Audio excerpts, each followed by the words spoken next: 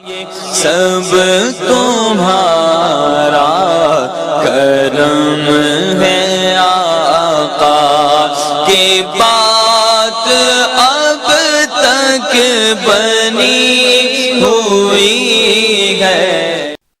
اعوذ باللہ من الشیطان الرجیم، بسم اللہ الرحمن الرحیم۔ السلام علیکم ورحمۃ اللہ وبرکاتہ۔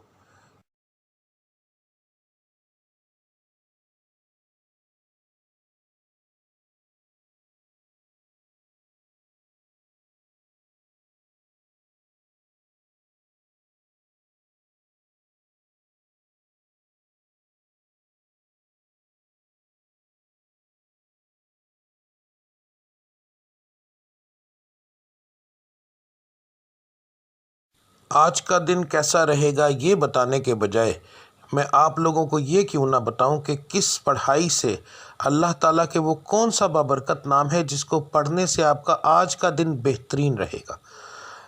بات کو غور سے سن لیجئے، سمجھ لیجئے۔ ہر سٹار کی جیسے پڑھائی مختلف ہوتی ہے، اسی طرح مہینے کے حساب سے، اسی طرح دن کے حساب سے بھی علیحدہ علیحدہ ہوتی ہے۔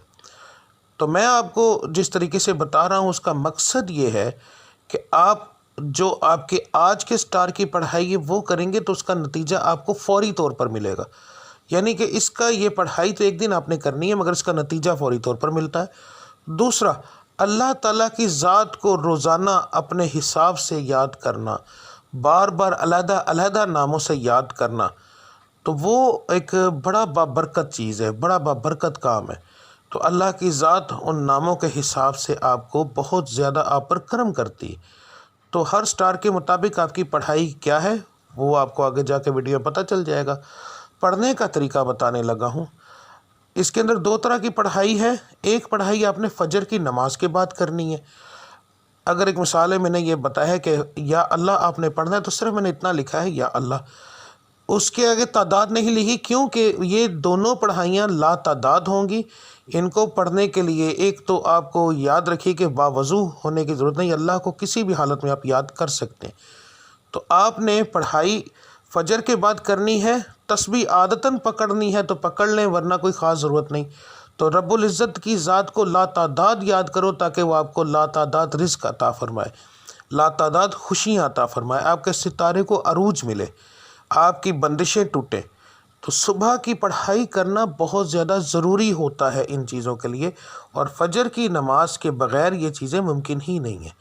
تو آپ نے فجر کی دونوں پڑھائیاں دیکھ لینی ہیں۔ فجر کے وقت آپ نے کون سی پڑھائی کرنی ہے وہ بھی دیکھ لیں۔